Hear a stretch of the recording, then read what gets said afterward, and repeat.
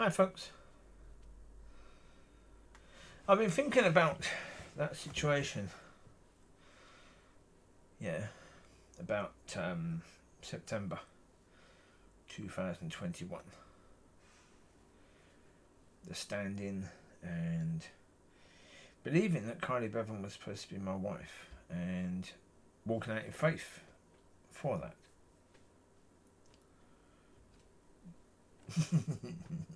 Yeah. Well, the reason why I just laughed there is because when you don't walk out in faith, people don't really care. When you do what you should do, which is walk out in faith in something, if they don't agree with what you're walking out, then they judge you for that. It's quite funny, isn't it? It should be. Should we be judging people for not walking things out in faith? For not trying to live the life that you're supposed to be claiming to live? But there you go. Okay. Well, the point of it is that, I mean, as I say, as a single person, generally speaking, you go into a church and the first thing you notice is the women. Is there a woman here that I would fancy? Okay. Is she on her own? Or if she's with a man, okay, then probably, yeah, she's with that man, so okay. If the woman is on her own, you look at the left hand. Does she have a ring? Or two? If not, then okay. Cushy, that person's single, she's attractive. Maybe this is the person I've been waiting for. Maybe this is the wife that I've been waiting for. As a single man, you go into church and yes, that is one thing you do. But I didn't. On the 19th of September, I didn't. Only a few days earlier, I had been broken by my doggies being taken away. Marley, Chewy, Lucy, Amber, Riley, Mickey, Kobe, Lockie, Jacob, and Jacob's mum, and yeah, Amber's little puppy. Forgot the name of Amber's little puppy for now, but yeah. When they got taken away, they were my family. And I was absolutely and totally broken on that occasion. I had a young woman then come and stand next to me because she turned and said to me, I saw you here last week, but we didn't get a chance to speak. So, yeah. We couldn't hear because they were practicing the worship. Quite badly, but there you go. That's what they were doing. So she came and stood next to me to say hello and etc. And the church started. I didn't think much of her. Not in that point. I wasn't really trying. I didn't go for the usual. Although I did. Because again, you're used to it. It's what you do. As a single Christian male, when you stand next to a Christian woman, you look. You look at the hand. Is there a ring? If there's two rings, then automatically the way you deal with that person is completely different. You don't consider that person in that way. Absolutely not. The two rings is like a red sign saying not available. Right? Afterwards, I remembered that there was something about her. There was a shine to her, like she'd been in the presence of God. I remembered also afterwards that when she said, what did you think about the service? I said, well, I wasn't too impressed that people were happy about the fact that a man's church offered intercessory prayer when they should be laying hands upon him, but they were fearful of COVID, so they only offered intercessory prayer, and everyone cheered at that in a Pentecostal church. And she said, well, my friend has a bad back, will you pray for her? And that jumped at me straight away. I'm thinking, ooh, okay. Now, normally speaking, if you're going to pray for someone, you would speak to the person, you would establish where their faith is with regards to that. Have they been prayed for before? Why do they think it didn't happen then? You do all of that, yeah? No, didn't do any of it. Just, okay. You know, because again, normally in church, if you say to someone, I wasn't impressed with the way the church dealt with that situation, oh, you can't criticise the church. Normally the conversation with that individual stops immediately. Oh yeah, criticising a church, they don't want to continue speaking to you about that anymore, about anything to do with church. They don't trust what you're going to say. That nobody in church wants to be around someone who's going to criticise the church because it looks bad upon them. Right? Generally speaking, that's what you find. So finding someone who just went, okay, you think people should pray, lay on hands? Well, I've got a friend who's sick, so come on.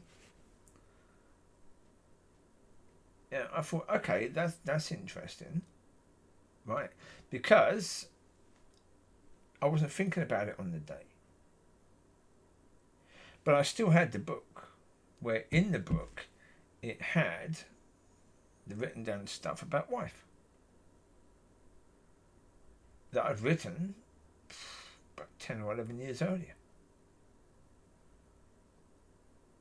About 10 years earlier, yeah.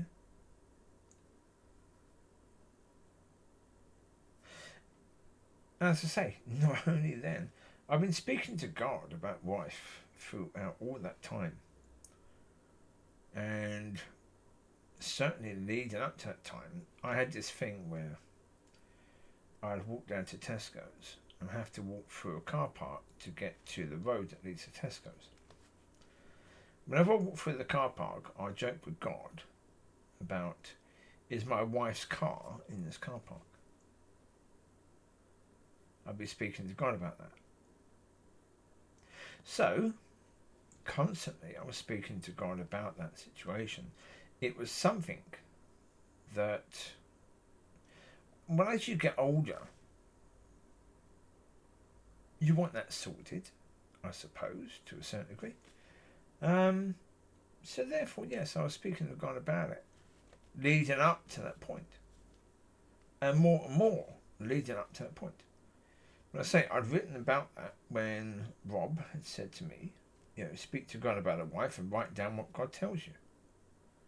And so I did.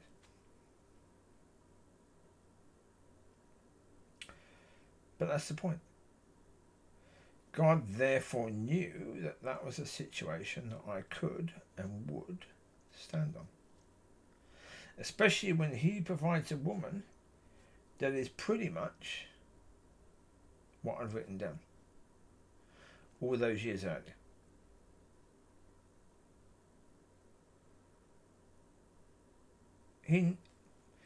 God knew, okay, if I'm going to get him to stand for 8 months on something, it has to be something he could not only believe in, but also that he's been desiring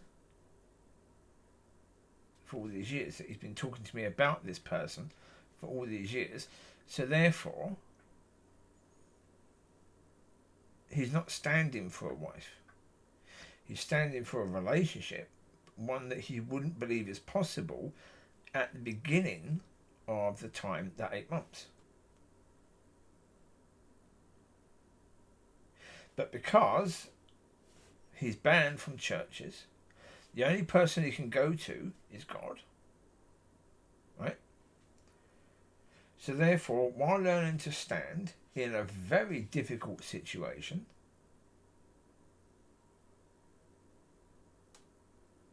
when you've been broken, you've got this court case with regards to the dogs. They're saying that you caused suffering when you didn't. You know it's quite likely because your lawyers are telling you to plead guilty, right, in that situation. And on the day you go into court, God says, I'm sorry, things aren't going to happen the way you thought today. Because what I thought would happen is that I'd be pleading not guilty and God would back me on that. And he said, I'm sorry, things aren't going to work the way you thought today. Okay. So therefore, when I saw the lawyer and saw how weak and pathetic he looked, and that when he was speaking to me, he didn't seem to know what his job was, I believed, wrongly, but I believed that the trial would be on that day.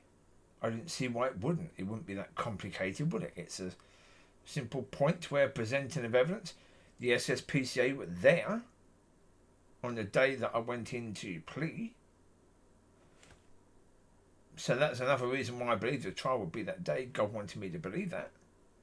Therefore, I changed my plea thinking if I've got this blinking lawyer, he's telling me I'm going to be in big trouble. When I see him, I know I'm going to be in big bloody trouble because God's telling me it's not going to work out the way I thought today. Right? So I've had to do that. And then we've got all the crap with regards to that going on. I then learn that Mrs. B is not quite the person that I thought she was.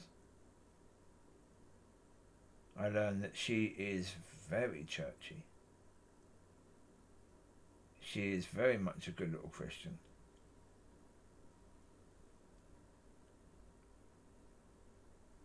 And as I said, the reality is, okay, I could be completely wrong with regards to her, but I'm sorry, the reality is every single example that there's been, when there's been an opportunity for her to show that she's of God, she's shown that she's of the world. So therefore, why would I think anything other than that? No.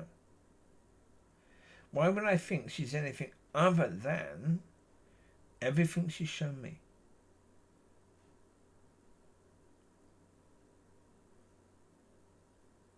Now again, I don't know from her point of view. How she perceived things, I don't know, because she never told me. She never gave that opportunity a chance to be sorted. So therefore, okay. Yep. Again, that is not my responsibility. Again, it's not my responsibility to stop talking about the situation if I don't know that this is her problem. And even if I know that this is her problem, she needs to understand it is my job to use the examples that I have. I don't have a better example of her to use. All I have is these terrible examples.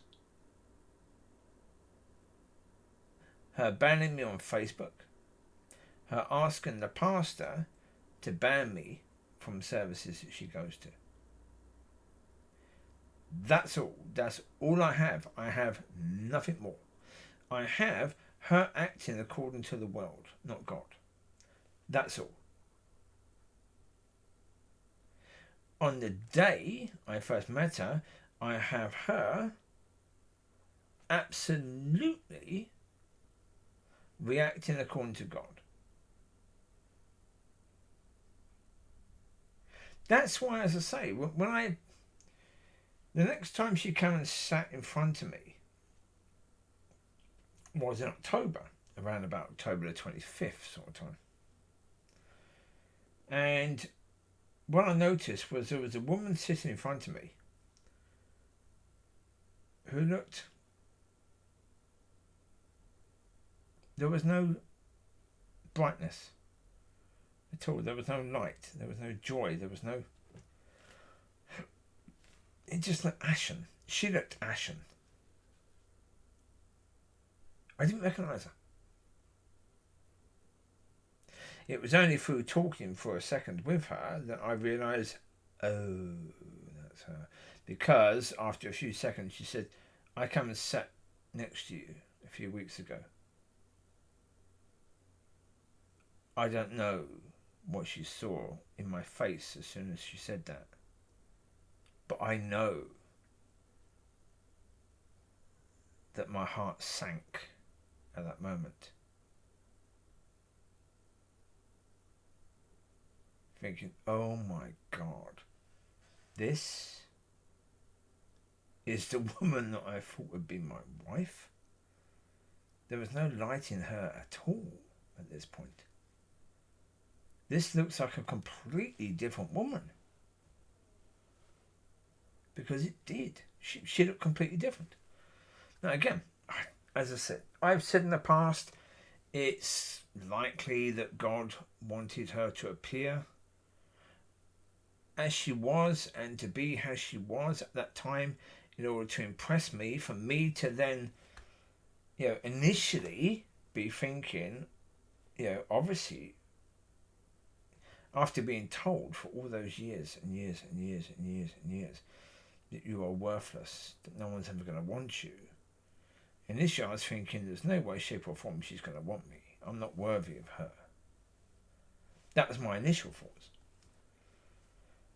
Within a few weeks, my thoughts were, within a few days, I say about 10 days. So it's about a few weeks. Within a few weeks, yeah, same sort of thing. But my thought was, no. I'm learning to walk now as a son. God is teaching me to walk in a way that I never believed was possible.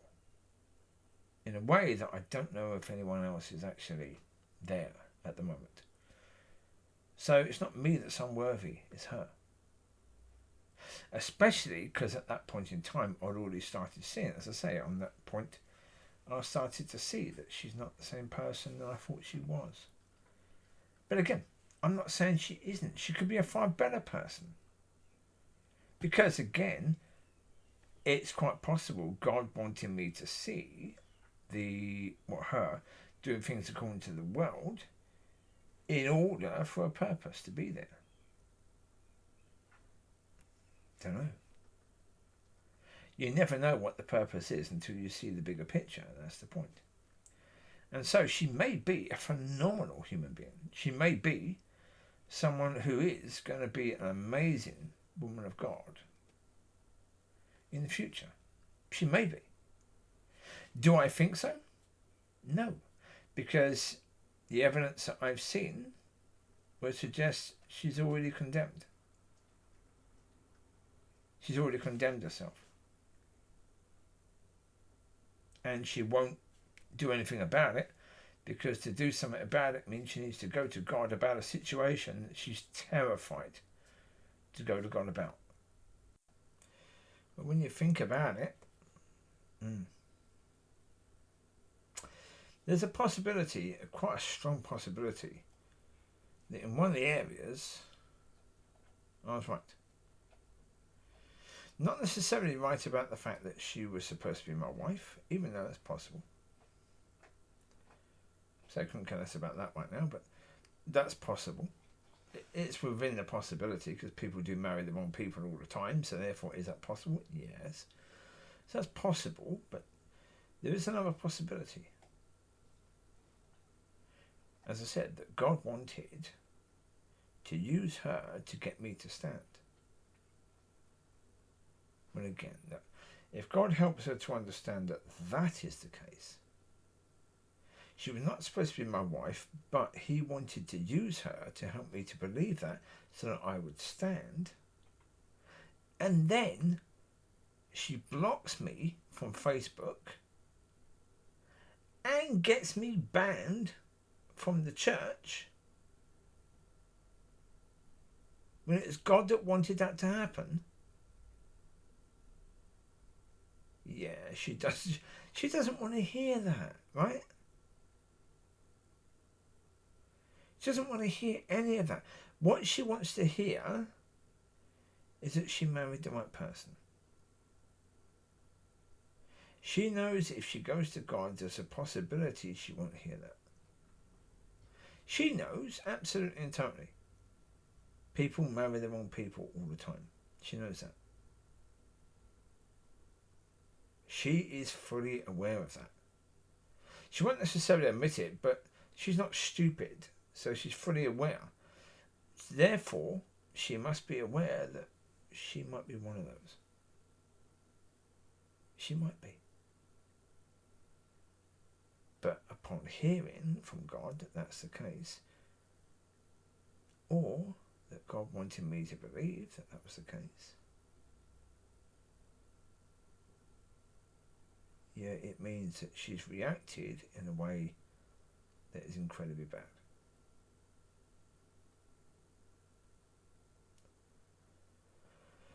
Yeah.